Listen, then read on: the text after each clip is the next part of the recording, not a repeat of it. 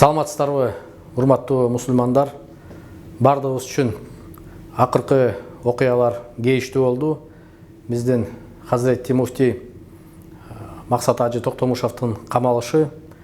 Мен Максат Ажыны көп жылдардан бери жакшы билем. Бир чети дос десек болот, бир чети үзөңгүлөш десек болот. Анткени чогуу ат үстүндө көкпөр ойноп машыгып турчубуз. Бир чети устаз десем болот. Анткени ушул дин боюнча билбегенимди ар дайым сурап жүрчү элем.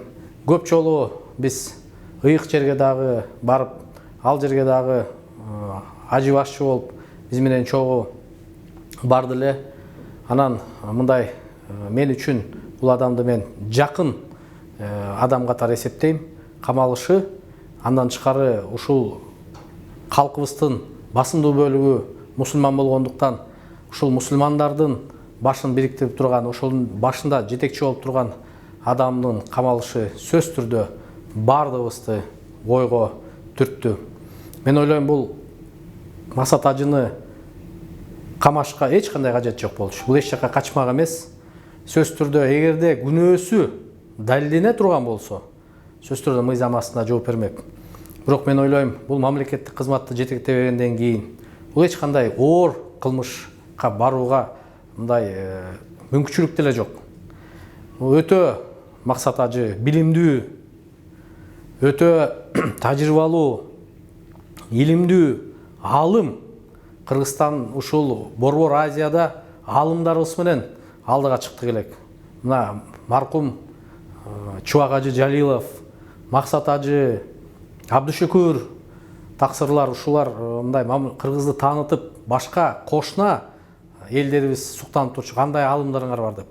Эми бирөөсүн былтыр акыркы сапарга узатсак, экинчисин ушинтип бир оор кылмышка шектелүү деп камасак, мен ойлойм, буну үй камагына эле калтырып, же болбосо эч жакка чыкпоо милдеттемесин алып, сот үстүндө тергөөдөн кийин далилдене турган болсо ал деле жооп бермек, эч жакка качмак эмес. Өтө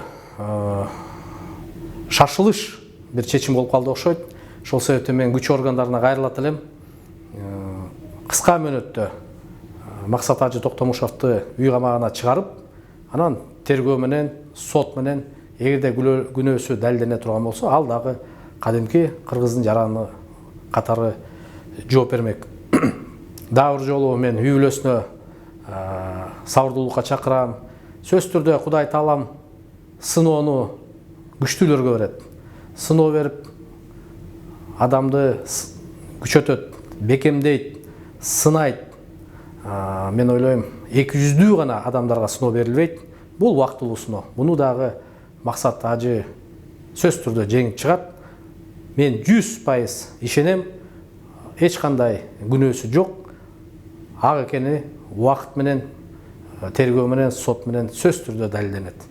Дагы бир жолу бардыгыбызды сабырдуулукка чакырам.